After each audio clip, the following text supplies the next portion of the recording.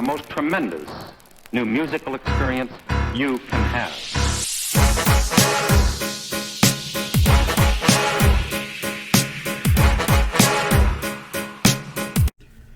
Hey yo, what's up y'all? It's Logan, and I'm here bringing you this podcast for the week of January 31st. That is right, the last day in January. This will be going up on the 30th, obviously. But same topics here.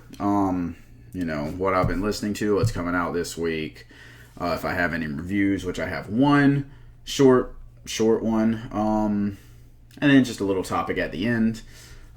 So let's go ahead and get into it. What have I been listening to this past week? Well, I was listening to J Hus's project, which is the one that I will be doing a slight review, but I didn't. One, it wasn't enough for me to do a full review on that one, if I'm totally honest. And two,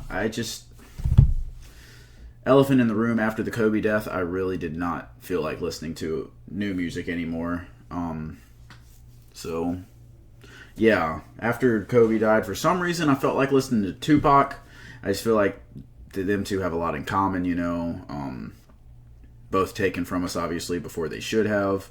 Both had huge impacts. Some of the most, if not the most, influential people in their respective fields. Of course, Kobe being basketball, and dedication as a whole. Pac being the rap game.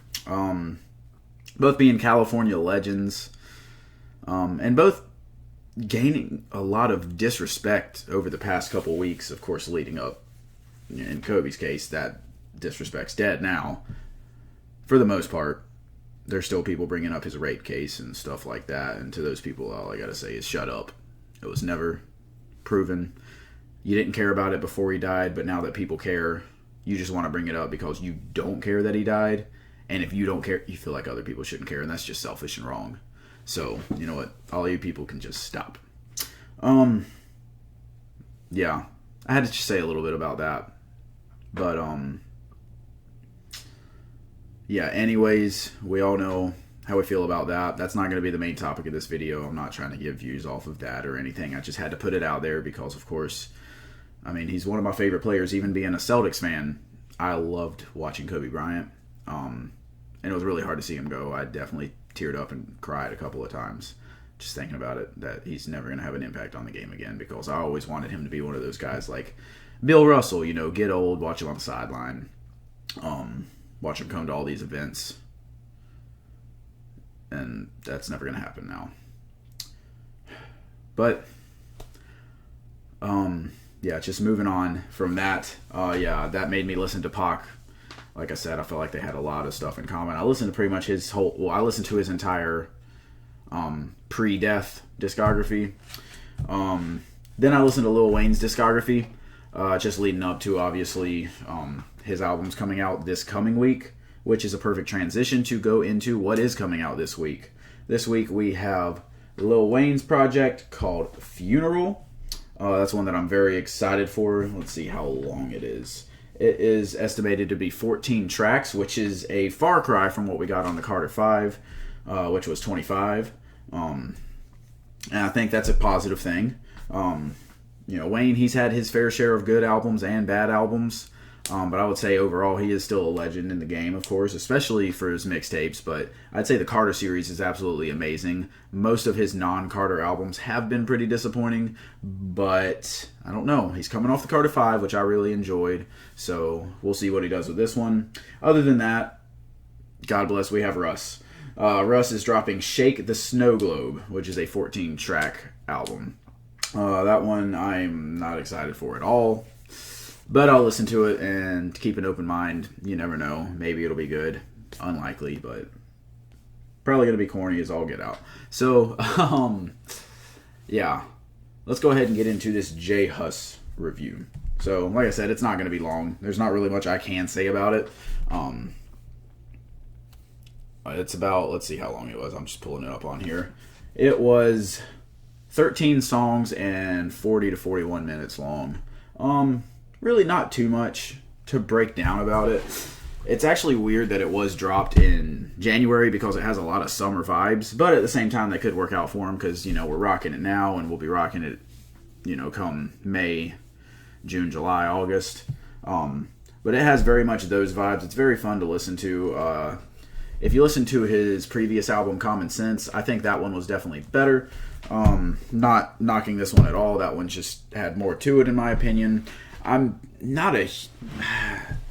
I like the music that the UK rappers have been putting out lately, but I can't say that I'm a huge fan of it at the same time. Like, their voices just take a certain amount of getting used to it. I haven't reached that threshold of getting used to it yet, so I'm not the biggest fan, but J Hus is probably my second favorite UK rapper next to Giggs.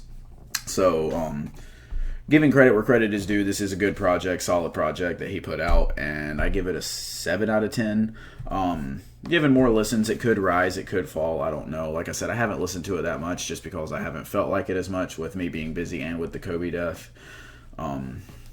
But, yeah, I think it was a solid project. Not one that's going to make any lists to end the year, but still one that I enjoyed regardless. So yeah, we got through all that really quickly just to get into the final topic of this week, which I think this will be a short podcast because this topic is not going to be one that I can talk about very long. But being that I just went through the Carter series, I feel like this is relevant. And this is something that I've talked about a little bit before, but never for a whole topic. Albums that are too long. Every single album in the Carter series is over an hour and 10 minutes. The shortest one being actually the deluxe version of the Carter 4, which falls out only an hour and 11. But the Carter 1 through 3 all fall between an hour 17 and an hour 19. And specifically the one that I'm focusing on here, the Carter 5, it is over an hour and 20 minutes, close to an hour and a half, and 23 songs. So, what's the problem with that?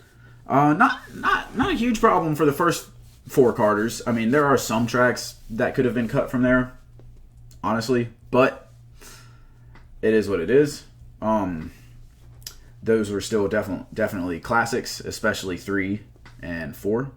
And 2, I'll throw 2 up there. 1, I really enjoy 1. I'd call it a classic too, but either way. And I'd say 5 could go down as a classic, but I'm not sure yet. But, again, 23 songs is just too many. And I think I had it like a 8 out of 10 when it came out. But if he cut some of the songs, it could definitely be an 8.5. Or actually, no, I think I had it at a 7.5. 7.5 out of 10. But if he cut 6 or 7 tracks off of that, it could have been a such better album. And so that's actually something that I'm planning on starting to do on Spotify. I'm going to make playlists of just albums that are just too long. And I'm going to cut the tracks that I think should have been cut and see if it is that much of a better album. So, for example, I've already done this one, and I will be putting the link in the description of this video if you want to check it out. But I did it for the Carter 5, where I kept pretty much the entire beginning. I kept from I Love You, Dwayne, Don't Cry, Dedicate, Uproar, Let It Fly. Let It Fly probably could have been cut, but I just really vibe with that one. That's one that I enjoy. Can't Be Broken, Dark Side of the Moon, Mona Lisa, and What About Me. I kept all the way through that. And then after that, I'm just going to go through what I have, and then I'll go through what I cut. So after that, we have Famous, we have Dope N-Words with Snoop Dogg, we have Hitters, Took His Time, Demon, Used To, and Let It All Work Out. So, what did I cut? So like I said, I kept everything through What About Me. I cut Open Letter, kept Famous, cut Problems, kept Dope N-Words, kept Hitters, kept Took His Time, cut Open Safe, Start This Off Right, kept Demon, cut Mess, Dope New Gospel, Perfect Strangers, and kept Used To and Let It All Work Out. So I kept the songs that I would say I vibe with the most, but also the most memorable ones, the best sounding ones, and the best lyricism altogether. Not saying that any of these tracks that I cut weren't good, but a lot of them just fell into that skip category, He started this album off really strong. Like I said, I kept everything through What About Me, and then had one skip, then another song, then another skip, then 3 more straight songs. So the first majority of this album is really freaking good. And again, not saying the songs I cut aren't good, but he really could have cut it down and made this such a better album. Like I said, it's an hour and 28 minutes long. I cut it down to exactly 1 hour. And I think that probably raises it to an 8 or 8.5 altogether. Now, the same argument can fall for artists like Drake, who has made just albums that could have been better if they were cut shorter. Now, obviously, Scorpion, I think it's a bad album regardless of how you chop that one up, because even the good songs are some of Drake's worst songs that he's put on a project. But More Life could have used some cutting up. Views could have used some cutting up. Let's go even more recently to Eminem's Music to Be Murdered By. That album, as I pull it up, 20 songs in an hour and 4 minutes. Now, that's actually not even that long. 20 songs is a lot, but an hour and 4 minutes is not horrible. Although, here's the problem. There's so much that could have been cut. Of course, he has the skits that weren't really necessary because it doesn't follow a theme, but could have cut Unaccommodating. Could have cut Those Kind of Nights, even though it has an Ed Sheeran feature, yeah. Could have cut In Too Deep. Leaving Heaven, just another Skylar Grey track. I love him and Skylar Grey, but we've heard it a million times. Cut Stepdad, and with that, obviously, the intro. Probably cut Marsh. I'm 50-50 on that one. Definitely cut Never Love Again. 50-50 on Little Engine, but probably cut that one too. Let's say cut Farewell, and then you're done. That probably cuts that album down to 30 minutes, and you know what? If you cut it down to that, it's probably in the 7s, if not close to an 8, because that leaves you with the Alfred Hitchcock skits, whatever. I don't care about those. It leaves you with You Gon' Learn, Godzilla, Darkness, Ya Ya with Royce, Black Thought, Q-Tip, and Denal B. Maybe Marsh / Little Engine, but probably not. Lock It Up with Anderson .Paak, No Regrets with Don Toliver, and I Will. That's not a long album, I know, and I chopped the heck out of that one, but I'm just saying. And like I said, that's something that I'll be doing on Spotify, and I will try to talk about that as we go along. Just as I listen to an album, if I'm like, you know what, this one is way too long, and I could cut this one down, try to make a playlist just for that, and share it with y'all. If y'all like that idea, let me know. Give me some examples of some albums you think would really fit. But I just really like the idea of albums. A lot of times, bad albums have a good album hidden inside. Just like, you know what? I'll be doing this with Encore. Encore, I think, let me pull that up as I'm already on Eminem's page here. Encore, I had a tweet the other week where I said Encore could have been another classic album in Eminem's. He had the 3-run album to start his career, 3-album run that started his career off so perfectly. Encore honestly could have been that exact same. It could have been a 4-album run if he cuts Mosh, Puke, My First Single, Rain Man, and Big Weenie specifically. Now with that, you could also stretch that out to Just Lose It, or let's just say through Just Lose It. But I think that is still a classic song, even though it is extremely corny, and you can afford to have one corny song on the album, I guess.